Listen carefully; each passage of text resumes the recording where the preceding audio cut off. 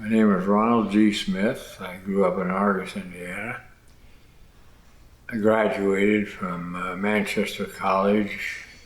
I'm an undergraduate, and then I was lucky enough to get a National Science Foundation grant to go to Ellis, that'd be Southeastern State in Oklahoma, for my master's degree, and taught my first 5 years in Columbia City, and then I moved to Plymouth and got a job with Triton. Taught altogether, I believe, 31 years there.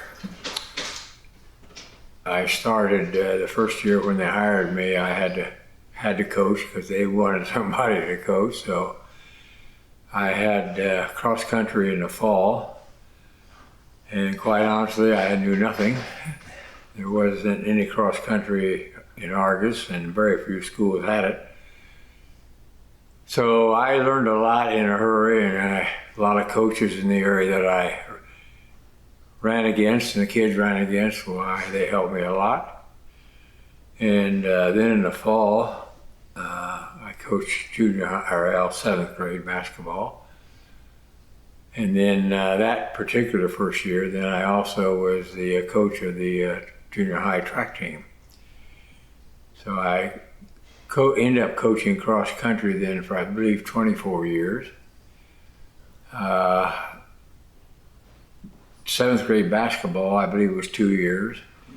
And then at the second year, I got, the coach left the golf program, so I took over the coaching of golf. And I was a golf coach for 28 years. My mother, back in about 1912, she finally talked to her dad, and he had let her play basketball, women's basketball, back in girls, back in that year, senior year. She played 1 year. Then I think it was in my 2nd grade, I believe it was. My sister, who was 5 years older than I am, in those days you could travel to games if it wasn't a home game on the bus sponsored by the school. Cost you very little, and you got to go, and a lot of the kids went that way. So I was interested in going to see a basketball game with her. She took me. I was hooked. And so after the first game, I came home and I took a great big thick socks I had, and I rolled them all up into a ball. I pretended there was a goal at the top of the door, so I would shoot the socks at the top of the door like that. And she was good to me. She took me just about every game. I don't think I missed many until I graduated. I went to about every game that Argos had. Just looked like a fun deal, and you got to shoot and run, and I guess that intrigued me a lot. I was hooked, and so then when well, we didn't have facilities back in my day that they have today. In fact, we had to hunt around town. Maybe there's 2 places that had a decent goal where you could go practice a little bit. One was across the street at my neighbor's, which I spent more time there, I think, their son did. And then the other, believe it or not, was at a funeral home, Grossman's funeral home. They had a barn out back and had a goal, and believe it or not, they even had a light so we could play. And you just not set up anything, but kids would get together and we just play. I won't call them rough, but it could get a little physical, but not where it hurts you any. And I probably shouldn't say this, but I will. Grossman, Mr. Grossman, had a funeral home, was a very, very picky person and very dedicated. And so to let us play basketball out there in the back of the funeral home was something. His son was a year older than I. So that's one of the reasons we got to do all this. And once in a while, I hate to say it, I'm embarrassed. Some of the language sometimes would get a little bit rough, maybe. And Mrs. Grossman would open the back door and, boys, if if you don't get calmed down, the light goes out. And so she controlled us. The only thing is, if they had a body in the funeral home, they wouldn't let us play.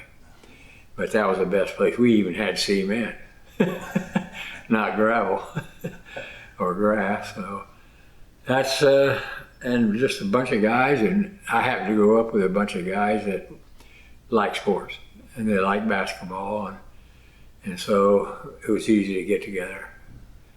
But that's how I got started. And junior high came around, and that's when you had organized. There was no AAU or all that kind of stuff at that time. It was just whatever you could find and whoever you could play with. And so then junior high basketball started, and that was then organized. And I got to play a little bit, believe it or not, when I was in the 6th grade. They would take me.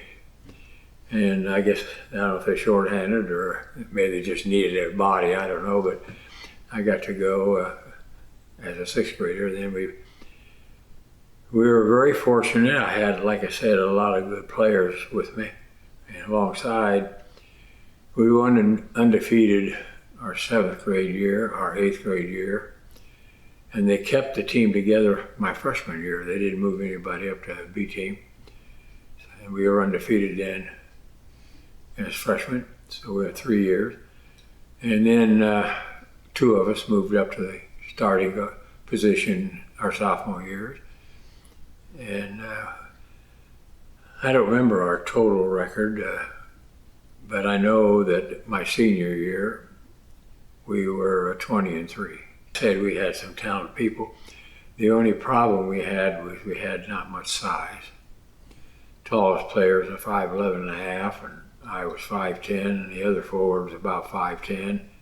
One guard was 5'7", the other was about 5'9". But we had terrific shooters. So we won some ball games. That was fun. I don't know. There was up and down years too, for that matter, but I made a statement when I graduated to a couple of the other players that I had to pull back. After we had a 20-3 record and the consolidation was going on and the small schools are disappearing, bigger schools. And I told the other players, I said, you know what? I don't think that any other Argus team will ever break that record of 20-3. Whew, was I wrong? What, in was it late 70s? I think they had something like 76 or 77, I don't know how exactly, it was in the 70s. Games that weren't tournament games. They won in a row, so gee. And they had that run in 79. Yeah, or something like that, yes. So they had some mighty fine players. And the thing was, I knew all their parents. Yeah, that was my basketball career at Argus. Then I went on to Manchester College and played 4 years. Very fortunate. But I also participated my junior high as well as high school in track and baseball. I wasn't necessarily particularly wonderful, but I enjoyed it. I did, I think in my mind, about as well as I could do. And I enjoyed it a lot, and our baseball team was fabulous. We had something in high schools, if you can win a lot of games. And I think, I'd have to go back and check, so don't quote this, but my senior year, Richard was a junior. And I think we went 2, and possibly 3, but I know 2 games that nobody ever reached first base. His name was Robert Kepler. He's a Plymouth boy right now. He grew up in Argus, called him Butch. And the amazing thing was he had polio. He was in my class, and then when he was young, had polio, so he had a limp. But I'm going to brag on him a little bit. I don't think I've ever seen a high school pitcher with more control than he had. And he had a pitch that very few high school kids, if ever, could throw, which was fantastic. He had a knuckleball. And I want to tell you, I batted against him a few times in practice, and he could throw. And his cousin was the catcher. and he was a very, very good player. And we had the fastest kid in the county leading off, Bill Yates. In the 40-yard dash, 50-yard dash, 60, he would be the fastest kid in the. Now in the 100 in track, he wasn't the fastest, but in the first 50, 60 yards he was. And the second man up was tied for the fastest kid in the county. And the third man up was batting around 440. The fourth batter was around 450, and I was the fifth batter, and I was batting around 435. So we had some players, but we get the first two on base, it's just steal the lights out. They were that fast. In fact, the one boy in track, he still holds several records in Marshall County. His name was Darrell Odell, and he had the Odell boys that went on to that fabulous basketball team. But Darrell, I think he could win any race from the 100 to the mile. It didn't matter. He not only had terrific speed, but he was also a lot of endurance. And I think in track, we lost the county track meet in my senior year by half a point. I think Bremen beat us by half a point. One that a lot of people around here will remember. My junior high coach was George Cullors. He was a math teacher, and maybe it's the reason I became a math teacher. But Robert Heilman, he was my high school teacher. After the year we graduated, he came to Plymouth. But yeah, he was at Argus for a long time, and he had a big influence on my life. I think he was at Plymouth here for many, many years, athletic director and different things. So yeah, he was very helpful. I guess he was very, very intelligent about the sports that he coached, which was all three, by the way, in those days. And but he could get stern, but it was never out of line. If he talked to you, you paid attention, but at the same time, it was never any abuse, verbal abuse or anything, or he didn't grab a hold of you and that kind of stuff, where some of these coaches, I think, get a little carried away, but I think he did. Now, this is my opinion, and there may be some others that sit on the bench might not agree quite as much, but I think most of the players respected him. I believe they did. And so then he went to Plymouth, and we had a lot of talks and different things over the years, and it was a lot of fun with him. But I just think of his demeanor, stern but fair. I tried.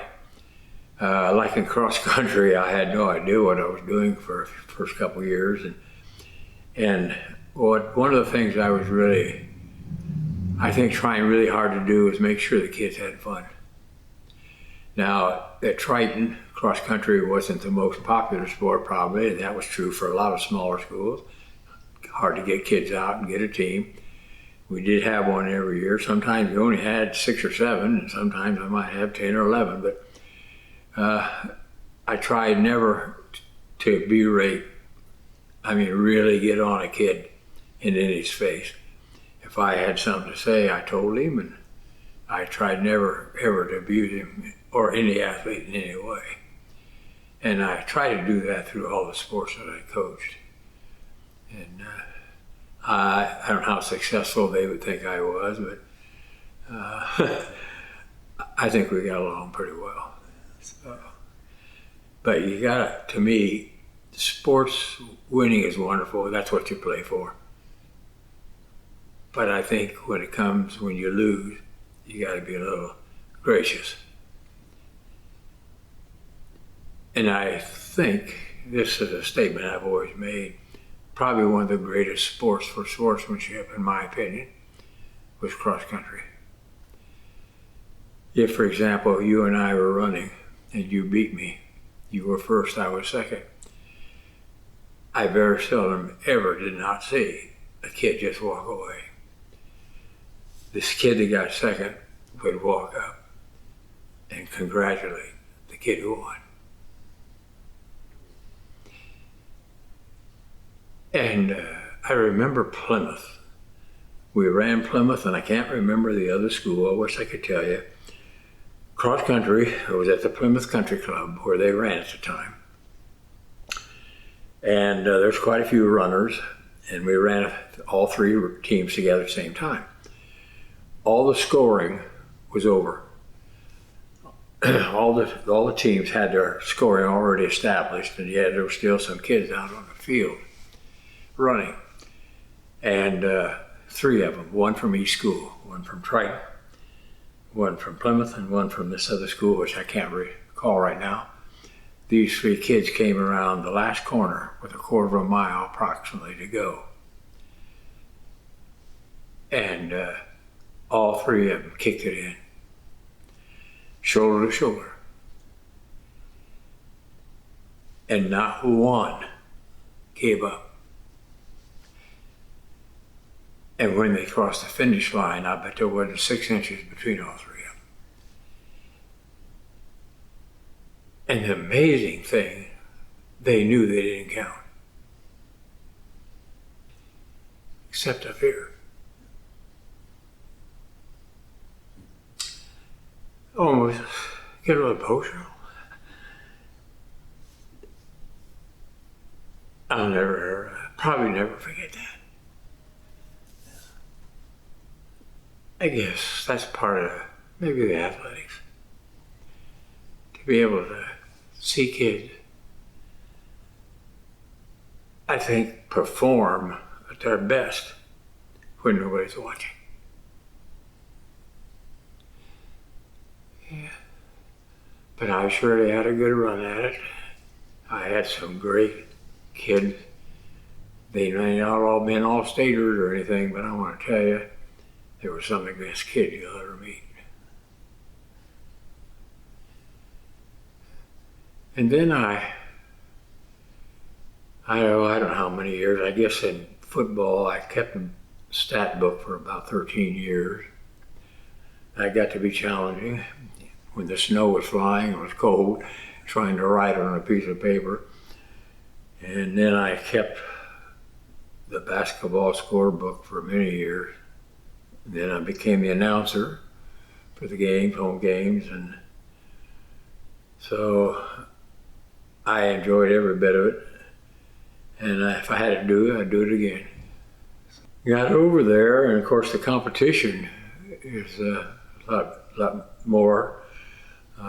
Some of those guys are pretty good, and so happened the crew that came in with me as a freshman, they had a pretty good senior team, or varsity, most seniors, and they were expected to do awfully well in the conference and everything. And Coach Wolf, who was our coach, he always did two things. He would have a game between the B team. I was on the junior varsity as a freshman, and so we played the varsity in a regular game, and we beat them.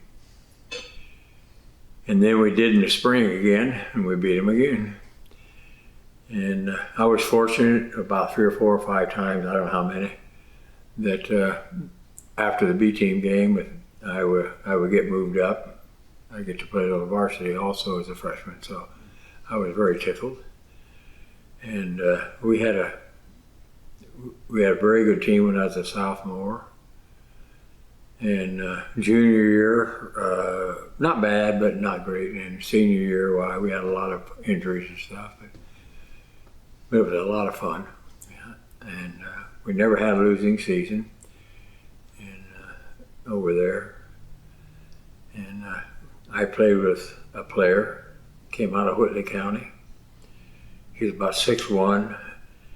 He could have played Division I basketball. He was fun to play with. And he was a good motivator. He didn't say much, but he expected you to also put out and play hard. And he passed away here a few years ago, but Dick Juliet, He's a funny story about him. We played University of Dayton, which is probably the second best team I ever played against in my life. You're familiar maybe with the University of Dayton. They're Division I right now. We played over there, and they kind of played us as their first game of the year because I think they wanted somebody they could just whip on and get the season ready to go. We almost beat them on their court. I think with about 2 minutes to go, we were about 3 or 4 points behind. We didn't have outstanding players like they did. They had Roger Brown, who came out of New York. He was a freshman. If you don't know about him, that's another story. But he ended up going to the ABA.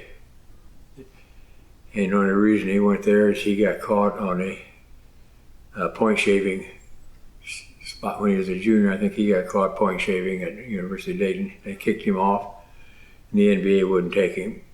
So he played for the ABA, but they had him, and they had an all-state center, about 6'10", from out of Michigan. And they had 2 guards, all-state from Ohio, 6'4" and 6'5". And like I said, we had one 6'5" kid, that was it. But what was really neat, we never had this kind of thing. When the game was over and we went down to the dressing room, 4 or 5 sports writers came down. Well, we didn't know who it was, so I didn't think it was a sports writer. And they got a hold of Dick Jewelrette, and they got him in the corner. "Who are you, son?" Because they had a kid with the name of Roggenberg who was pre-All-American. And he just really put shame to him.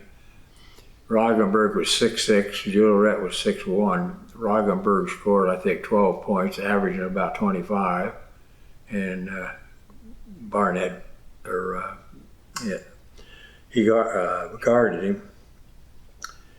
And Dick Jewelrette got 31 or 33, I think, that night. Just whipped him pretty good. So they, "Who are you?" And so he said, "Well, I'm Dick Jewelrette. I'm married, I'm 25 years old, and I have 4 children." And they couldn't believe it. And obviously, he had gone to Manchester before I got there, and then he came back and finished. But it was amazing to watch these sportscasters. Their eyes got extremely large when he told him he was married and had 4 kids. And so that was fun. And then another story I hate to tell, but it happened. I was a sophomore. Our coach got a job of playing against Tennessee A&I. I don't know if you've ever heard of them. You ever hear of Wilma Rudolph, the track star, the female? Well, that's where she went to school. Well, they had won the NAIA their sophomore and their junior years. Now they're seniors. I was a sophomore. And we played them. And I never got such a whipping in my life with what they did to us.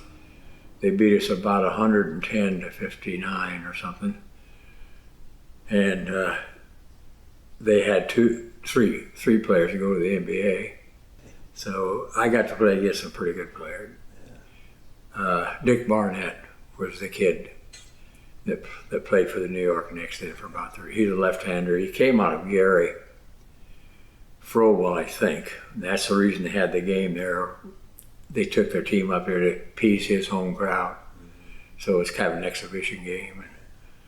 But yeah, I guarded him, and he was good. I majored in math.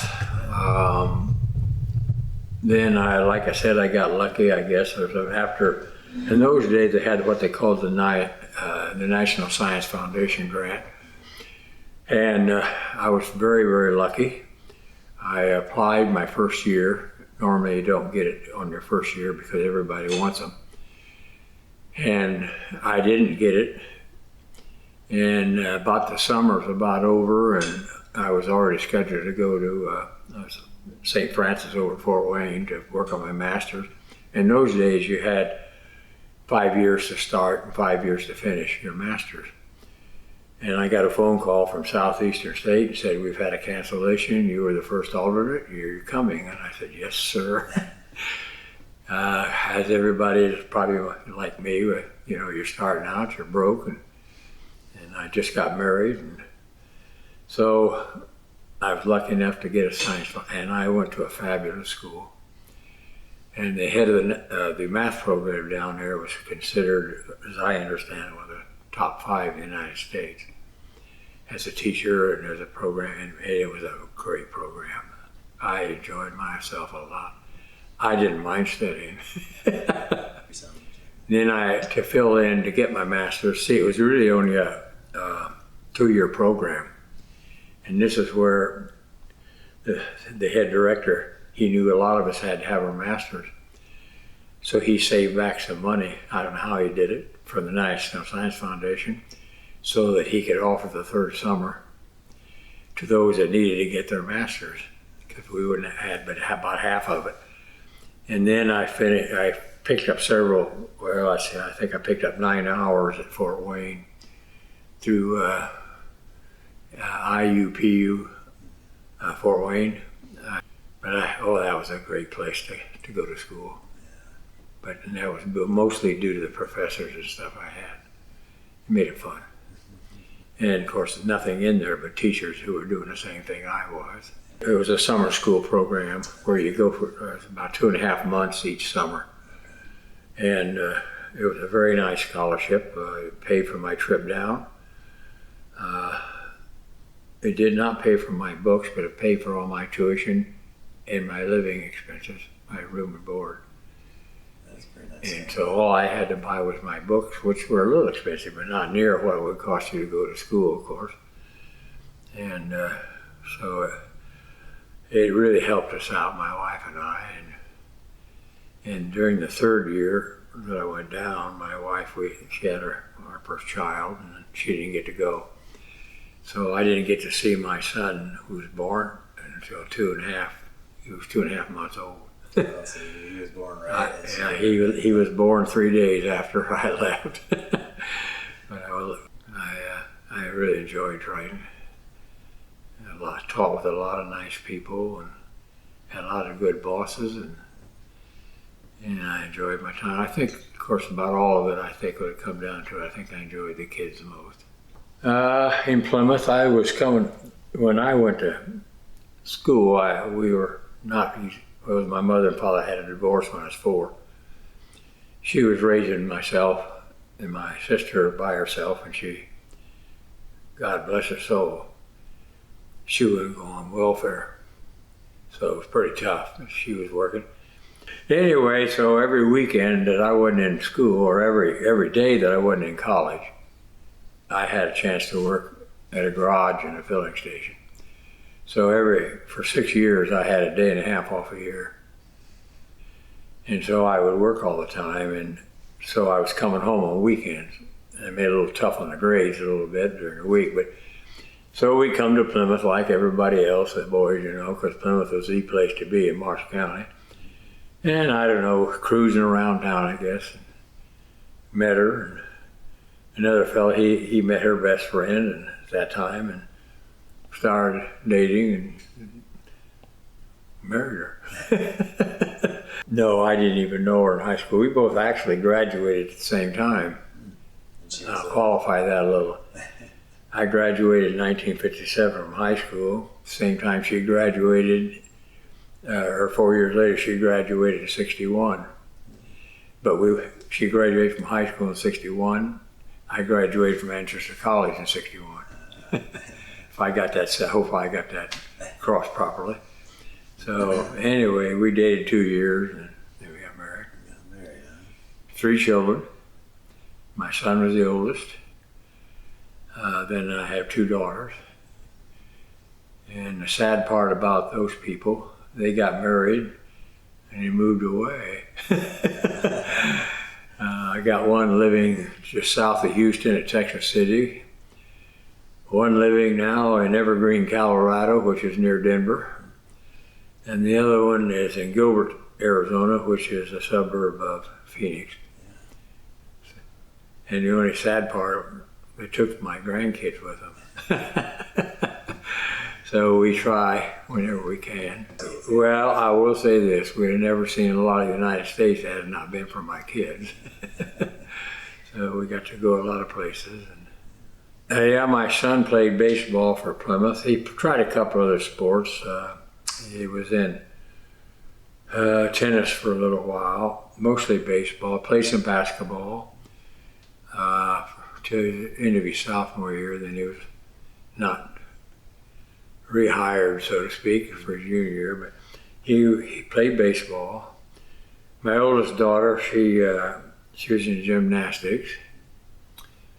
And my youngest daughter was very successful, very proud of her. She was in 3 sports, diving and swimming. She was a diver. Then she also was in gymnastics, and she was a softball player. And she got the Nobel Kaiser Award. Well, I'd like to think so, but who knows? Maybe it was her great-great-great-grandfather, I don't know. Somewhere down the line. Well, I know what I would tell you. I think the kids would agree. I'm pretty dedicated that they learn. I was pretty much a dictator. I expected them to pay attention. Now they had to be almost looking at me. Now they may have been thinking about a million other things, but there was very, very little ever if we were having a discussion that anybody was talking except me when I was doing that.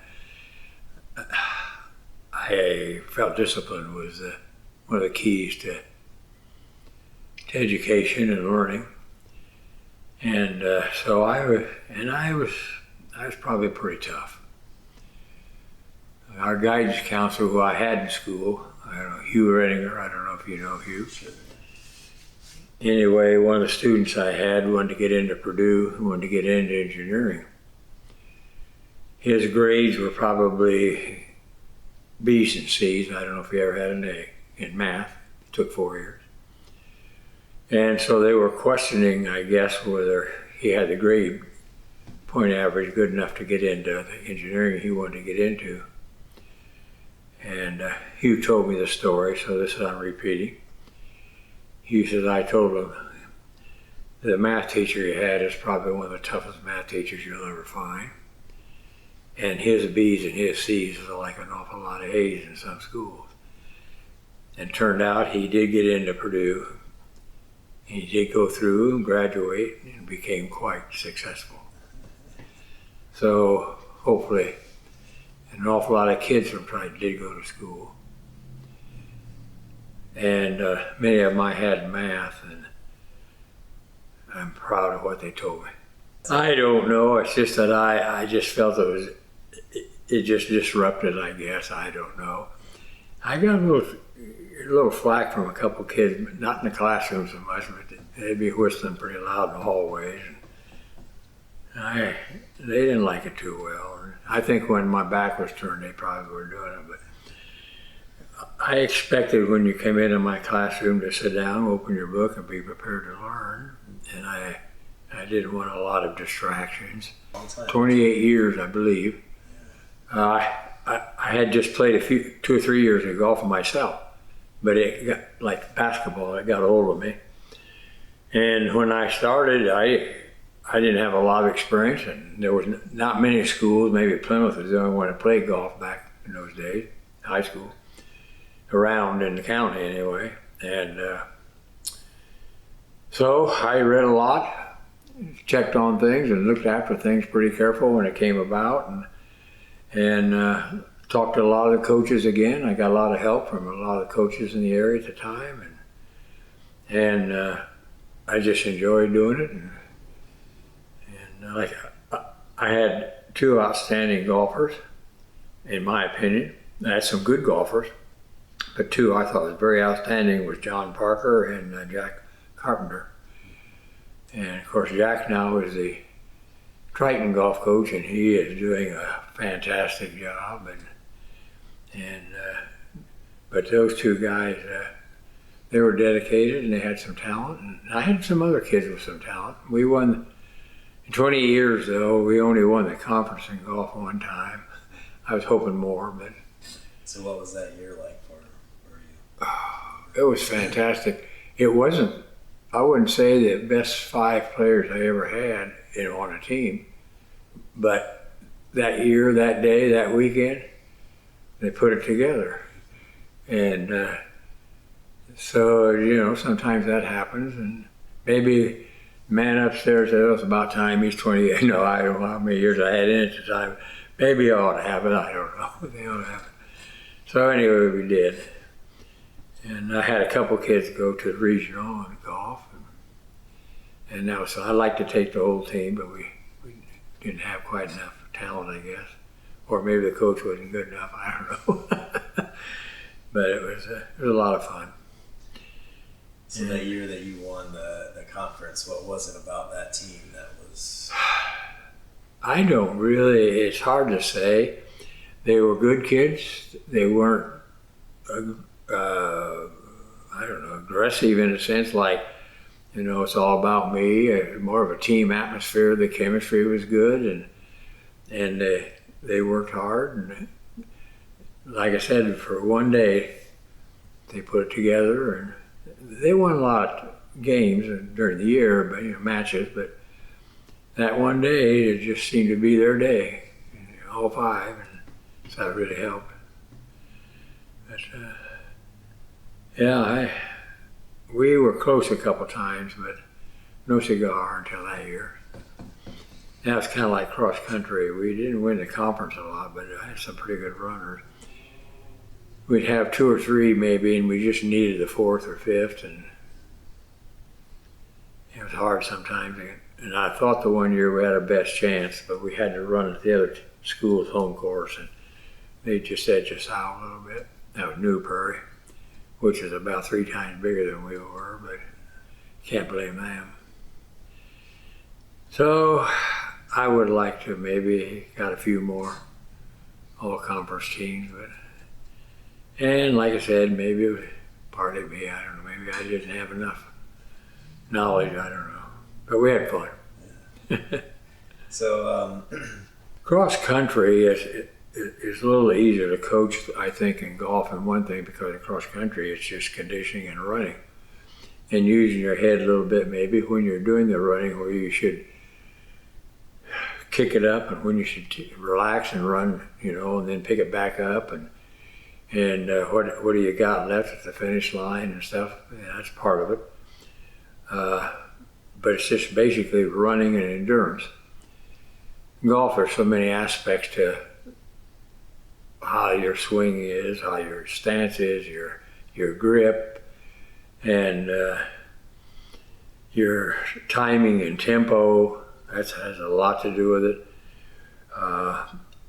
In cross country, you can think, but it's kind of a reaction sport a little bit.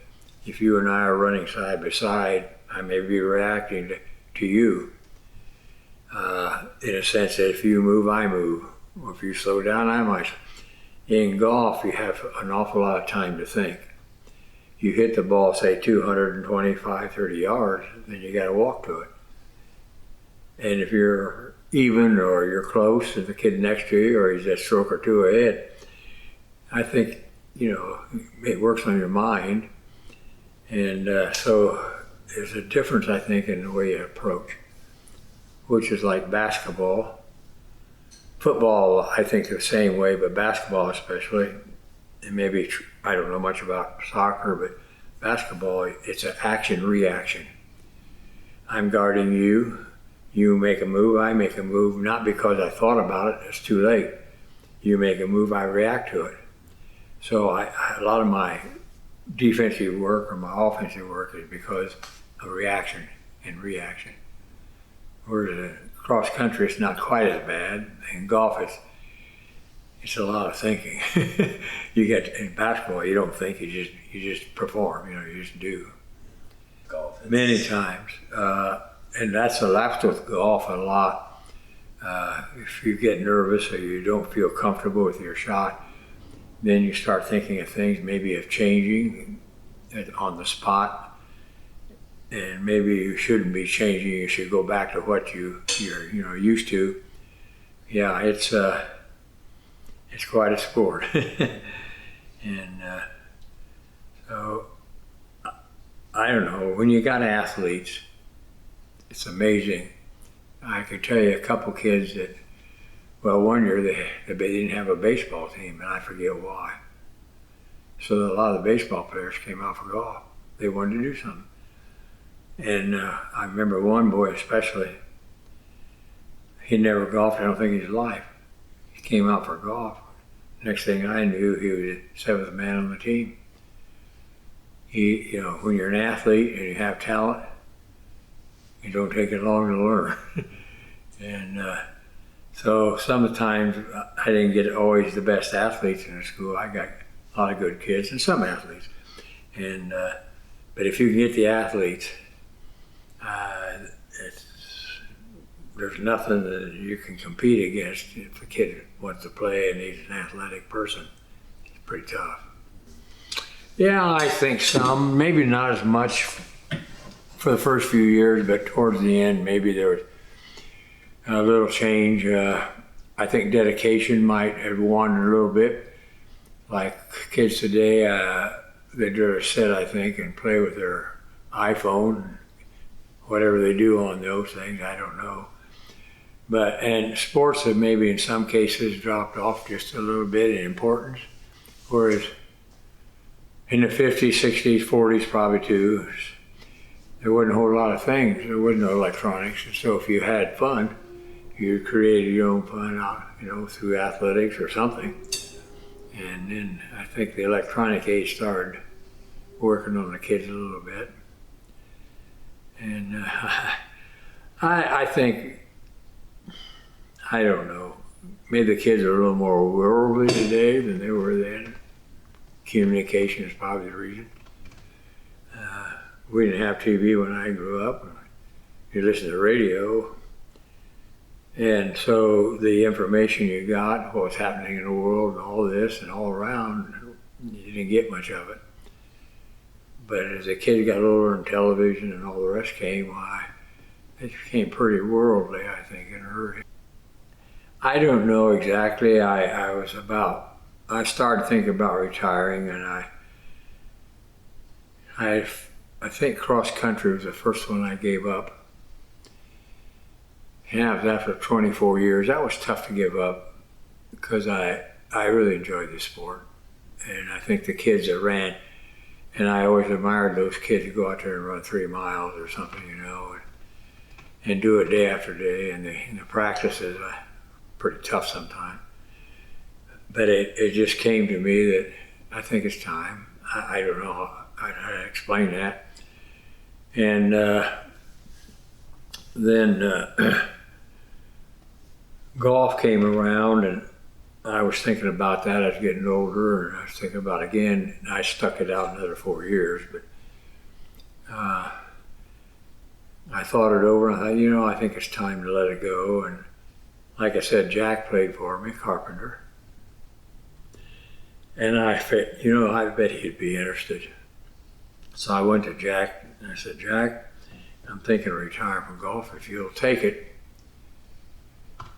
I'll resign, and I'll put a word in for you if that helps.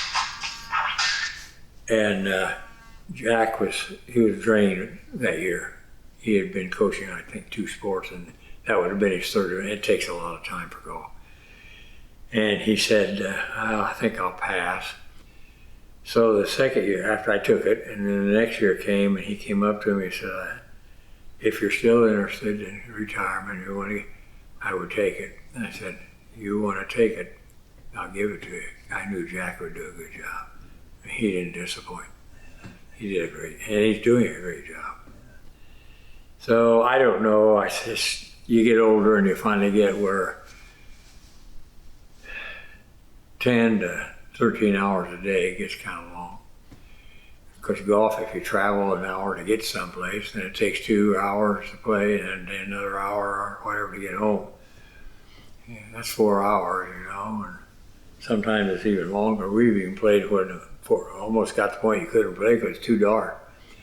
because I had to travel so far. So I don't know. I guess maybe I got old and got tired. I don't know. So, So do you miss? I did. I can't say I didn't because I did miss it. I didn't miss the cross country as much as I missed the golf.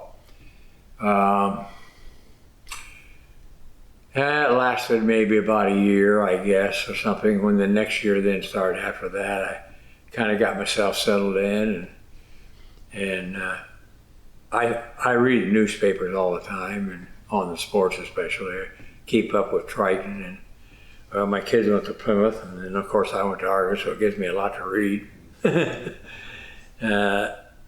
But I never really truly regretted it. I think I picked the time, and I don't know if there's somebody that taps you on your shoulder and says, you know what, I think it's time. Maybe there was a guy there doing that, I don't know. So, but I certainly enjoyed my time of coaching at Triton. And the parents, I'd say 99.9% of them was fantastic. And I will mention this, I hope not boring everybody, but I think cross country and golf both are sports that are fantastic to coach. I'm going to tell you why. Cross country is not a super popular sport, and you don't get a lot of people. You get some high school kids that come if it's a home meet or something because they're friends or buddies. Parents, sometimes they get to come. And who's varsity? Who makes the top 7? There's never an argument. There's never a question. Parents never argue. Why isn't my kid in the varsity? You have the times written right there. There they are. And so the kids all know it. So it isn't like, you know, I think I could, on a basketball floor, I might be a little better than that kid is playing. But it's hard to tell from his perspective. But when he looks at the timesheets and he's beat by the 7th man all the time, or most of the time, or whatever. So coaching it is wonderful because there's no arguments. And the kids they just know themselves who's the top 7. And golf's kind of the same way. You got your scores. They just automatically, who's got the best average, who does it. So there's no question, well, why isn't my boy playing on the varsity? There's the scores. And they never challenge it because they know the scores. And so for a coach's standpoint, it's a dream thing to coach, both of them. Probably in many ways I probably can't even explain. I think just being around young people keeps you young. And most of the kids like in cross country, they're top-notch kids. In a sense, you don't have troublemakers usually because of the nature of the sport and the amount of dedication it takes you have to be a pretty strong individual mentally to handle it. So I think you watch kids and watch them grow. And it's fun to do that. And then I think some of the times, some of the best rewards I ever had is when they come back. And they talk to you about the sport. And they know who you are. And it's fun. But you get to meet so many wonderful people. Most of the area coaches were great. You get to meet parents from other places, and they'll come up and talk to you and different things, and it's a wholesome thing, and it's good for the kid. Gives him something to do, something to work towards, and dedication. And once you start learning to work hard at that, you might do a little better in your academics too, because you know what it'll get you. There's a lot of life lessons. A lot of life lessons, yes, sir. Most of them good. Was it always perfect? I hope I didn't mean to sound that, but 99.9% was perfect. Well, one of the themes that's kind of come up with a lot of coaches is that they don't necessarily remember all the wins and losses and things like that, but they do remember the kids and the relationships that they had with the kids. They're not kidding you. I could probably, when I was younger, and I still do a pretty good job, as far as probably telling you a lot about my basketball career, who won, who lost, almost a score on almost every game. But I think when you get right down to it, that all drifts away in those relationships with the students and your athletes. That probably is the most important thing. Something you can't buy. So if you live it and you live it right, you have good memories.